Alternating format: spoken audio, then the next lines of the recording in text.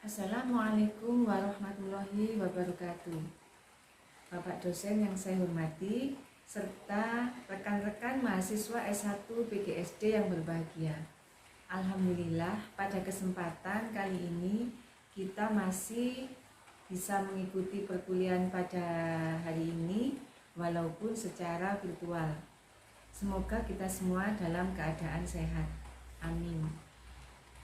Baiklah, pada kesempatan kali ini tema perkuliahan yang kita bahas adalah tentang etika dalam karya tulis ilmiah. Baiklah, selanjutnya pembahasan tentang tema kali ini tentang etika dalam karya tulis ilmiah. Yang pertama, pengertian etika karya ilmiah. Kemudian pembahasan yang kedua, tujuan penerapan etika dalam karya tulis ilmiah. Pembahasan yang ketiga, etika dalam karya tulis ilmiah. Kemudian yang keempat, bentuk pelanggaran etika karya tulis ilmiah. Kemudian yang kelima, cara menghindari plagiasi. Kita awali pembahasan kita tentang pengertian etika karya ilmiah. Pengertian etika adalah konsep nilai yang mengarah pada perilaku yang baik dan pantas berdasarkan nilai-nilai norma, moralitas, pranata, baik kemanusiaan maupun agama, menurut Setiawan 2011.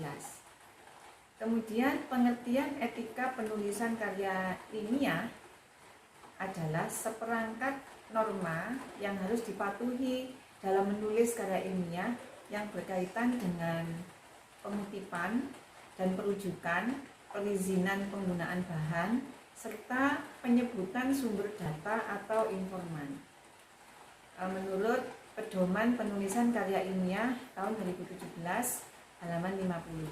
Selanjutnya pembahasan kita yang kedua adalah apa tujuan penerapan etika dalam karya tulis ilmiah. Yang pertama, melahirkan karya yang orisinal, sehingga diharapkan karya dari penulis atau peneliti itu bukan jiplakan dari karya orang lain. Kemudian yang kedua, menjaga kebenaran dan manfaat karya tulis ilmiah. Kemudian yang ketiga, penulis harus bisa bertanggung jawab secara akademis dari apa yang ditulisnya atau yang diteliti, baik itu kebenarannya atau keabsahannya tentang apa yang dia tulis dan teliti. Kemudian yang keempat, mengikuti gaya selingkuh atau pedoman penulisan yang ditetapkan secara berkala. Kemudian yang kelima, menjunjung tinggi temuan orang lain atau hak cipta orang lain. Yang keenam, tidak melakukan pelanggaran ilmiah.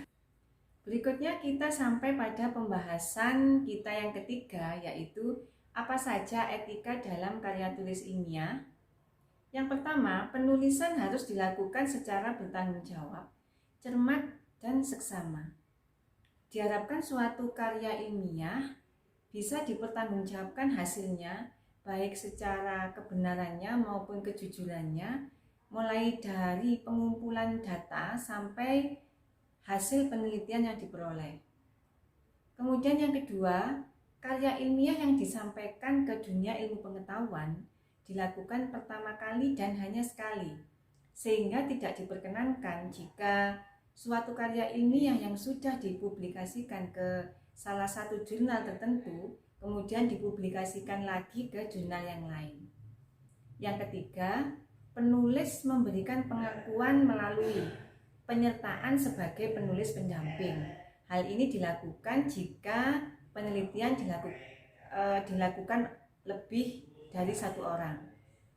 Kemudian pengutipan pernyataan atau pemikiran orang lain harus disertakan sumbernya atau sitasinya, mulai dari nama pengarang, tahun, atau halamannya. Kemudian penyertaan juga ucapan terima kasih kepada pihak yang memberikan kontribusi dalam penelitiannya. Selanjutnya, etika yang keempat, penulis tidak boleh mencantumkan nama sumber data atau informan bila merugikan informan dan diganti bentuk kode atau nama samaran, kecuali sumber data ini bisa dicantumkan jika mendapat izin dari informan tersebut. Kemudian etika yang kelima, penulis menjunjung tinggi nilai kejujuran, menghindari upaya plagiasi dan pemalsuan informasi, serta wajib mencantumkan pernyataan bebas plagiasi. Berikutnya, pembahasan kita yang keempat, yaitu apa saja bentuk pelanggaran etika karya tulis ilmiah. Kita bahas satu persatu ya. Yang pertama, falsifikasi. Apa itu falsifikasi? Mengubah data sesuai keinginan, terutama agar sesuai dengan simpulan yang ingin diambil sebuah penelitian, atau bisa dikatakan memanipulasi data. Kemudian yang kedua, fabrikasi. Apa fabrikasi? Mempabrik data atau membuat data yang sebenarnya tidak ada, atau membuat data fiktif, atau dengan kata lain memasukkan data. Kemudian yang ketiga, plagiarisme. Apa plagiarisme? Mengambil kata-kata atau kalimat atau pemikiran orang lain yang diaku sebagai hasil tulisannya atau pemikirannya. Pembahasan kita yang terakhir, yaitu pembahasan yang kelima, tentang bagaimana cara menghindari plagiarisme sehingga kita tidak terjebak dalam plagiasi. Langkah dan triknya adalah yang pertama, lacak sumber rujukan Anda. Caranya dengan menyusun daftar kutipan saat Anda membuat catatan. Kemudian langkah yang kedua, kutipan dan parafrase. Jika ingin mengutip teks dari suatu sumber, Anda harus memparafrasekan dari teks aslinya dengan tidak merubah maknanya. Jangan lupa menuliskan sitasinya.